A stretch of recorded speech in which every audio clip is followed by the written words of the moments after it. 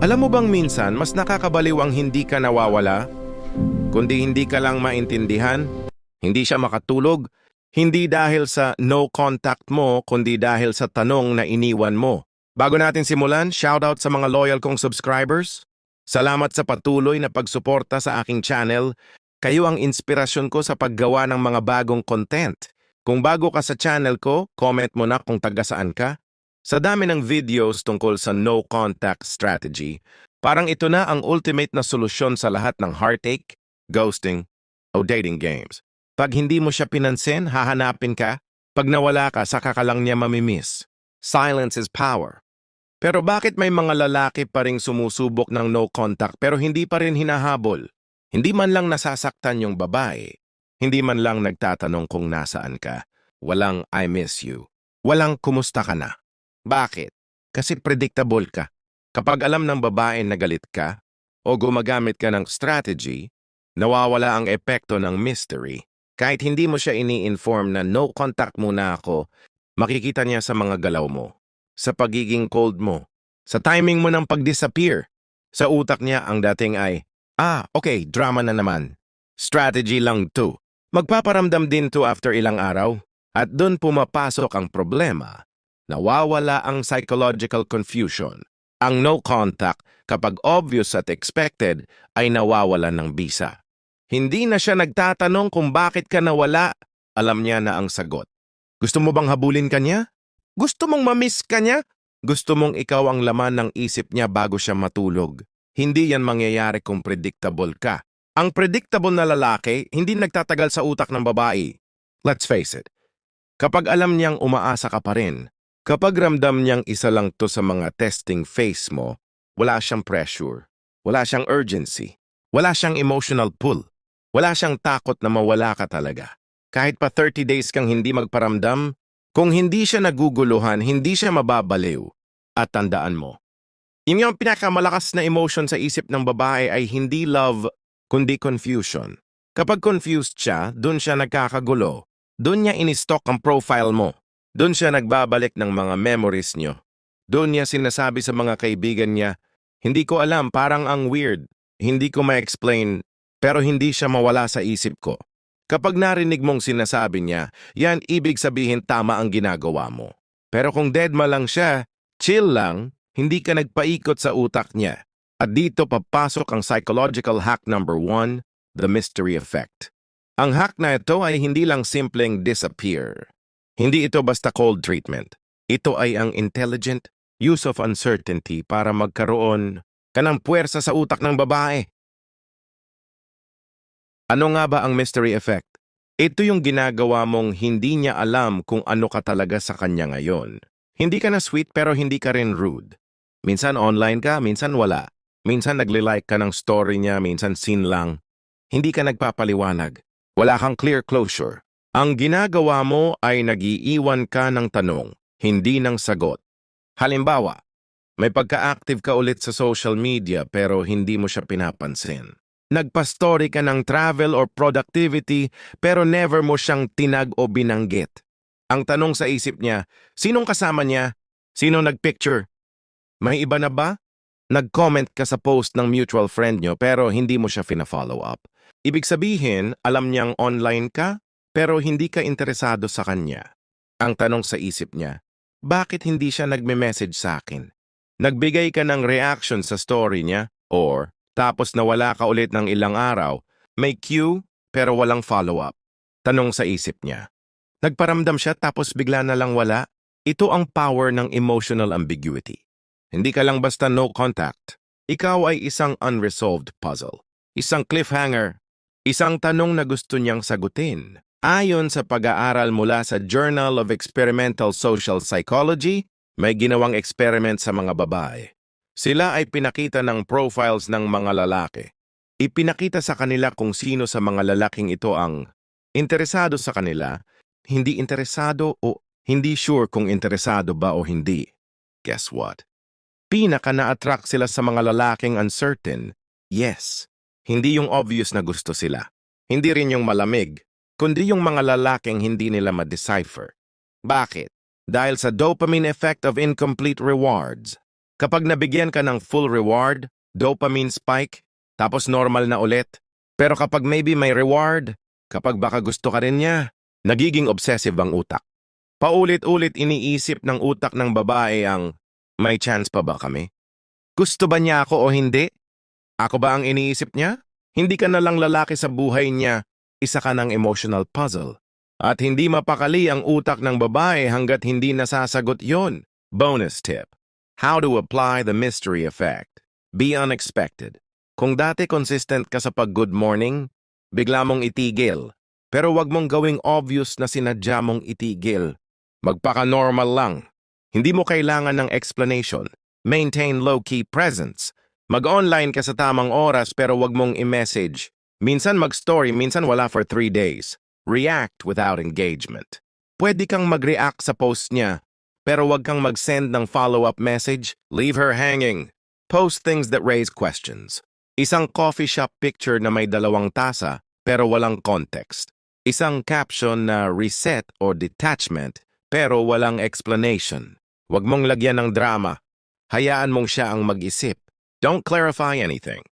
Kapag nag-message siya, sagutin mo ng neutral, hindi needy. Ang goal mo ay hindi ipakita na galit ka o bitter ka. Ang goal mo ay magmukha kang at peace pero out of reach. Paano kung may paraan para kahit hindi ka nagpaparamdam, ikaw pa rin ang naiisip niya kahit ayaw niya? Hindi ito magic. Ito ang trigger anchor. Sabihin na natin ginawa mo na ang no contact. Nag-disappear ka na. Wala kang message, wala kang presence, wala kang reaction. Pero bakit parang okay lang siya? Nagse-selfie pa rin siya sa story. Nagpo-post pa rin siya ng healed quotes. Kumakain pa rin siya sa mga lugar na dati niyo lang pinupuntahan at mukhang masaya pa siya. Bakit ganon? Kasi wala kang iniwang emotional anchor. No contact is just absence. Pero ang trigger anchor ay memory na may emosyon. At ang memory na may emosyon, kahit anong pilit niyang burahin, bumabalik. Ang iniwan mo lang ba ay silence?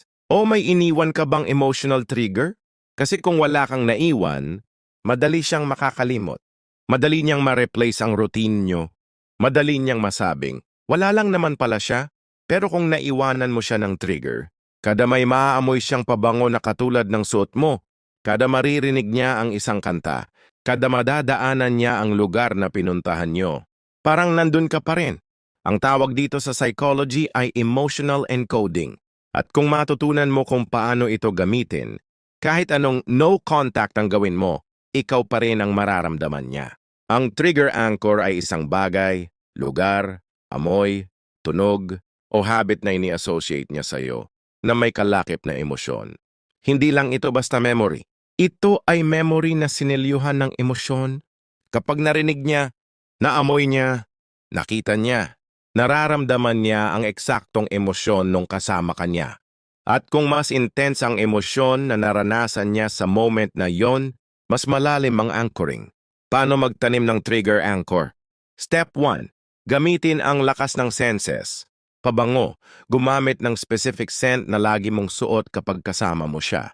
Halimbawa, isang particular na fresh scent na bihira lang gamitin ng iba. Kapag naaamoy niya ito sa ibang tao, ikaw ang maiisip niya. Music. Lagi mong patugtugin ang isang kanta kapag nasa car kayo o habang sabay kayong nagre-relax.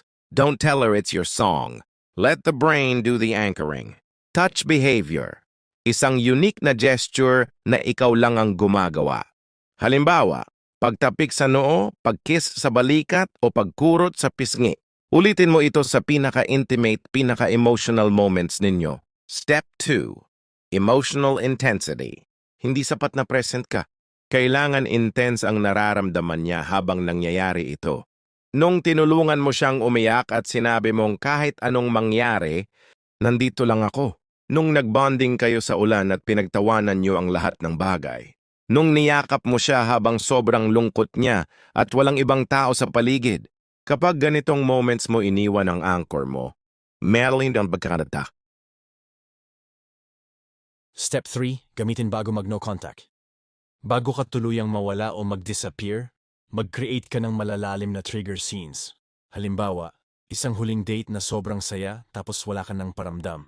O isang intense na usapan deep eye contact, tapos konting tahimik, tapos hindi ka na ulit nagparamdam. Ang emosyon na naiwan mo, yun ang kakain sa utak niya. Ayon sa behavioral psychologist na si Ivan Pavlov, ang tao ay napoprogram emotionally through stimulus association. Ang experiment niya sa mga aso, Pavlov's dog, ay ganito. Bawat pakain niya sa aso, pinapatunog niya ang bell. Sa simula, walang effect ang bell. Pero pag paulit-ulit naging automatic na, pag narinig ang bell, naglalaway na ang aso, kahit walang pagkain. Sa tao, ito ay mas malalim. Pag narinig niya ang kanta nyo, naiiyak siya. Pag naamoy niya ang pabango mo, naalala niya ang yakap mo. Pag nadaanan niya ang restaurant na pinuntahan nyo, tumigil siya saglit. Kahit may boyfriend na siya, kahit galit siya sa'yo, triggered pa rin siya. Kasi ang emosyon hindi marunong ng logic. Ang trigger, hindi nakikinig sa utak, nakikinig sa katawan. Halimbawa, pinapakinggan nyo palagi ang Until I Found You habang nasa car kayo, late night drive.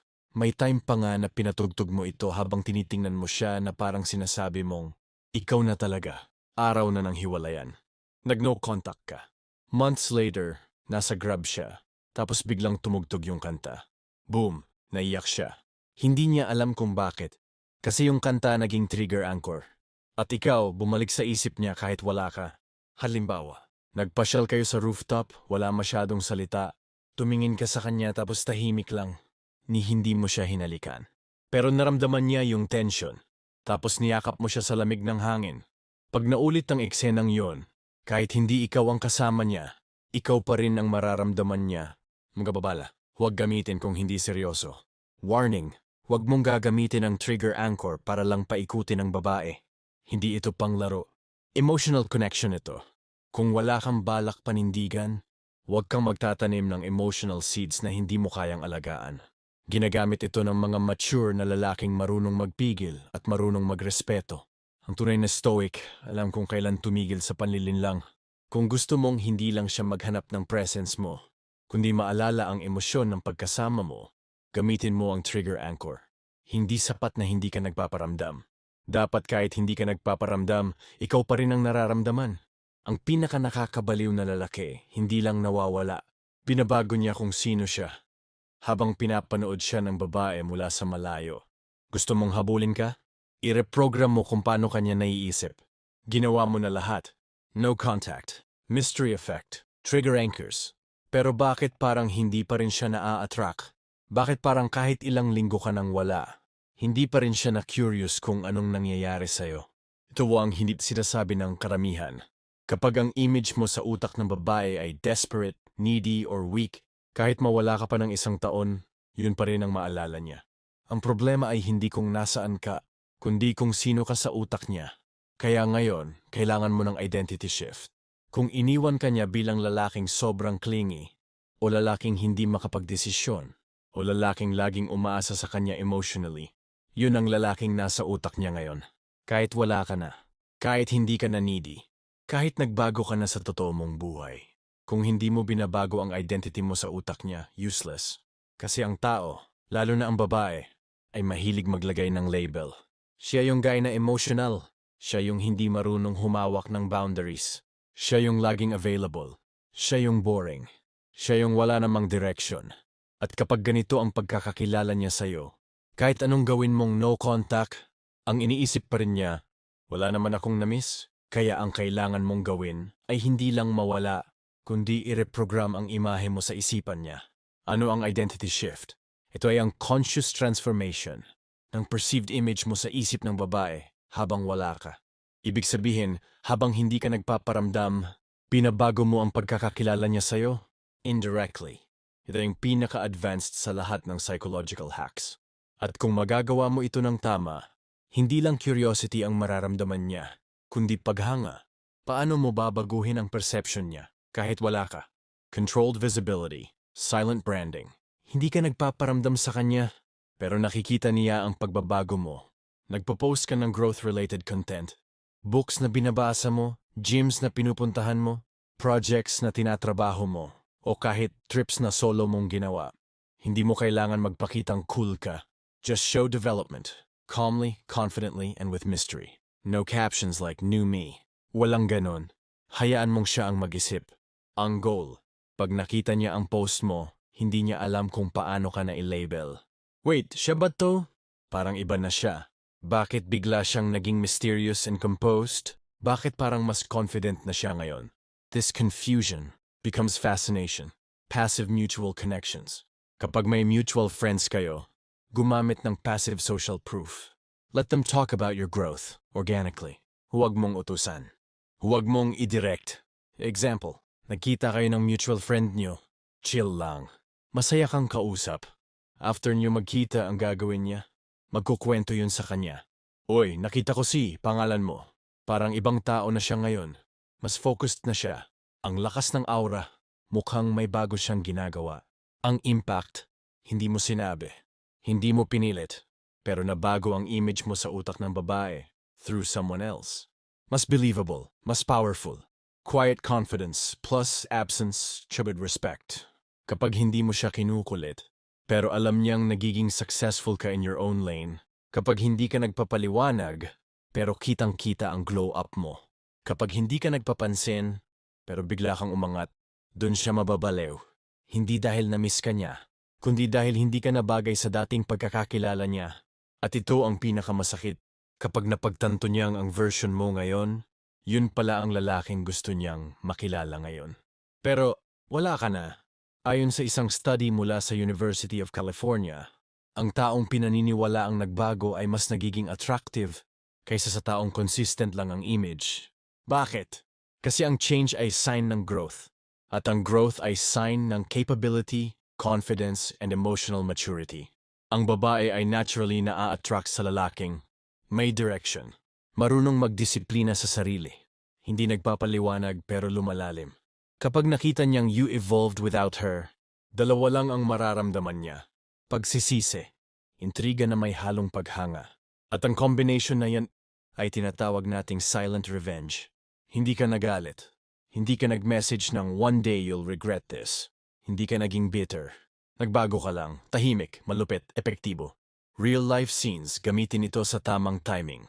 Post-glow up, no explanation. Nag-post ka ng photo mo sa gym. Walang caption. Walang hype. Just clean, confident energy. Hindi siya makapaniwala. Siya ba to? Parang di na siya yung dati kong kausap. Mag-stalk siya. Titingnan niya kung sino mga kausap mo. Titignan niya kung sino may bago sa buhay mo. Pero hindi mo siya pinansin. Naiwan siyang nagtataka. Paano siya naging ganyan? At bakit hindi ko siya pinansin noon? Biglang tahimik na makabuluhan. Wala kang post for 1 month. Tapos biglang lumabas ka sa LinkedIn o TikTok video ng ibang tao na may sinasabing, ang taong to sobrang focused. Wala kang maririnig na reklamo. Tahimik pero nakakapagpatakbo ng buong team. Nakikita niya yon. Hindi ka nagsalita. Pero narebrand ka na sa isipan niya. Babala, huwag gamitin para mang-gaslight. Ang identity shift ay hindi para magpanggap, hindi para mag-flex, hindi para mag-revenge glow-up lang. Ang tunay na stoic identity shift ay rooted sa inner growth. Hindi para balikan kanya, kundi para mas piliin mong balikan ang sarili mo. Kapag naging side effect lang ang pagkahabol niya, ibig sabihin tama ang direksyon mo. Kung gusto mong hindi lang siya magtaka kung nasaan ka, kundi magtanong kung sino ka na ngayon, gamitin mo ang identity shift. Magbago ka hindi para makuha siya, kundi para matauhan siya sa taong binitawan niya noon. Paano kung hindi mo na siya habulin, pero siya ang mapipilitang harapin ang sarili niyang emosyon? Hindi dahil gusto mong bumalik siya, kundi dahil natutunan mong hindi mo na siya kailangan. Nagamit mo na ang mystery effect para maguluhan siya kung anong role mo sa buhay niya. Trigger anchor, para kahit wala ka, maramdaman ka pa rin. Identity shift, para baguhin ang pagkakakilala niya sa'yo. Pero bakit parang may mga babae pa rin na hindi gumagalaw? Parang chill pa rin sila. Parang wala pa rin silang urgency. Alam mo kung bakit? Kasi hindi mo pa nagagamit ang pinakamakapangyarihang weapon ng isang stoic. Ang kakayahang iharap ang babae sa sarili niyang emosyon. Ang tawag dito ay the stoic emotional mirror. Maraming babae ang magaling magpanggap na wala silang nararamdaman. Nakapag-move on na sila. Wala silang pake kung wala ka na. Pero deep inside, lumalalim ang emotional tension. Ang problema, hindi nila ito kinakaharap. Bakit? Kasi palagi mong tinatakpan. Kapag nagre-reach out ka agad, kapag nagpaparamdam ka kahit di siya nag-effort, Kapag naghahanap ka ng validation mula sa kanya, binibigyan mo siya ng escape. Bakit pa siya magfa-face ng emotion niya kung ikaw na mismo ang nagdadala ng closure? Every time na pinakita mong gusto mo pa siya, nabibigyan mo siya ng safety net na hindi niya kailangan harapin ang guilt, loss, or longing. Kaya ang bonus hack na ito ay kakaiba. Hindi ka na lang nawawala. Ginagamit mo ang katahimikan mo para paharapin siya sa sarili niyang damdamin. Ano ang stoic emotional mirror? Iyo ay ang intentional at disiplinadong pag-alis ng validation, reaction at pursuit, hindi para manghila, kundi para hayaan siyang makita kung sino siya kapag wala ka. Tuning to mirror na hindi nagsasalita, pero pinapakita ang totoo niyang emosyon. Kapag wala ka, hindi na niya maipasa ang sakit. Wala nang lalaking magpapatunay na okay pa rin siya. Wala nang energy na galing sa'yo para panatiliing buo ang ego niya. At sa katahimikan, dun siya mas natututo. Dun siya mas nasasaktan. Dun siya mas natatakot. Paano gamitin ang stoic emotional mirror? Huwag mong sagipin ang ego niya. Kapag nakita mong nagpo-post siya ng moving on quotes or self-love content, huwag mong pasukin ang eksena. Huwag mong i-message. Huwag mong i-like. Huwag mong pansinin. Ang ego ng babae, kapag hindi nasustentuhan ng external attention, unti-unting pumapalya. At sa oras na yon, mararamdaman niya ang vacuum na dati ikaw ang sumasalo. Hayaan mong maranasan niya ang kakulangan dahil doon siya magigising. Let her confront the echo. Walang message. Walang posts. Walang pasaring. Let the silence speak for you. Ang utak ng babae ay natural na nag-fill ng blanks. At kapag tahimik ka, mas malakas ang echo sa isipan niya. Ang dating simpleng, okay lang ako, nagiging, bakit hindi siya nag-react? Wala ba siyang nararamdaman? May iba na ba siya? Paano kung hindi na siya babalik? At tandaan, ang sariling tanong niya sa sarili niya, yun ang pinakamasakit. Disengage without bitterness. Hindi ka galit. Hindi ka nagbablame. Hindi ka naglalabas ng sama ng loob. You're simply absent, calmly, peacefully. Bakit? Kasi ang tunay na stoic hindi kailangang sumigaw para marinig. Kapag nakita niya na kahit wala ka, payapa ka, hindi niya matanggap. Hindi ka ba nasasaktan? Hindi ka ba naapektuhan? Hindi mo ba siya namimiss? Ito ang bumabaliktad sa power dynamic. Ikaw na ang gumising. Siya na ang hindi matahimik. Allow her to feel her loss fully. Kapag palaging may trail ka, hindi niya mararamdaman ang bigat ng pagkawala mo. Pero kapag wala ka na talaga, at naramdaman niyang hindi ka na babalik, unless siya ang gumawa ng hakbang, dun niya mararamdaman ang tunay na pagkawala. Hindi lang kawalan ng lalaki, kundi kawalan ng lalaking hindi siya kinailangan para maging buo. Sa isang psychological paper mula sa APA Journal of Emotional Processing, napag-alaman na ang mga taong avoidant sa emotions ay mas natututo at nagkakaroon ng clarity kapag hindi nila makuha ang usual na emotional escape nila. Kapag inalis mo ang validation, ang utak ay mapipilitang humarap sa emosyonal na mirror. Saan ako nagkamali? Bakit hindi siya affected? Bakit ako ang naiwan? Ano ba ang problema ko? At yan ang simula ng paghabol. Hindi dahil sa gusto niya ng pagmamahal, kundi dahil gusto niyang patunayan sa sarili niya na may halaga pa siya sa'yo. At habang mas iniisip niya yun, mas ikaw ang tumitira sa utak niya. Real life scenes, ang tunay na stoic. Nawala na pero nandyan pa rin. Yung nag-post siya ng healing era pero walang sagot. Nag-post siya ng something like, "Finally, I'm choosing myself. Healing is painful but necessary." Dati reply ka agad, "I'm happy for you. You deserve peace." Ngayon, tahimik ka lang. Walang comment. Walang like. Walang pansin. Ang epekto, siya mismo ang nagtataka. Bakit wala siyang sinabi? Hindi ba niya nakita? Hindi ba siya na-touch? Ito ang makapaikot ng gabi niya. Bigla ka na lang nawala, walang explanation. Walang drama. Walang pasaring. Walang goodbye. Umalis ka lang, tahimik, galing sa lugar ng peace. Buwan ang lumipas. Ngayon, siya ang biglang nagpaparamdam. "Hey, naalala lang kita. Kamusta ka na?" Bigla kitang napanaginipan. Hindi dahil namimiss ka niya talaga, kundi dahil nagising na siya sa mirror na iniwan mo. MGA Babala, don't fake detachment. Ang stoic emotional mirror ay hindi umaandar kung bitter ka, may mga parinig ka, may post ka na pa deep pero halatang nangaasar.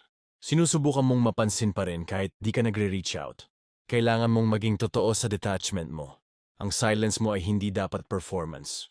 Ito ay reflection ng isang taong hindi na kailangang patunayan ang sarili niya sa kahit sino. Kung ginamit mo ang lahat ng hack na ito, mystery, trigger, identity shift, emotional mirror, at ginawa mo ito ng tahimik, consistent at totoo, hahabulin ka niya. Hindi dahil gusto niya, kundi dahil kailangan niya. Mag-comment ka sa baba. Tahimik ako, pero siya ang naiingayan sa damdamin niya. Kung handa ka nang gamitin ang ultimate stoic weapon. And kung gusto mong ipagpatuloy ang paglalakbay mo bilang isang lalaking hindi humahabol, mag-subscribe ka na ngayon. Dito sa channel na ito, hindi tayo nagpapakyut para sa babae. Tayo ang gumagawa ng sarili nating halaga na kahit hindi tayo piliin, tayo pa rin ang panalo. Like this video, share it sa mga kaibigan mong kailangan ng lakas ng loob. At tandaan, hindi mo kailangan habulin ang taong pinili kang bitawan. Ang tunay na panalo, tahimik lang, pero hindi makalimutan.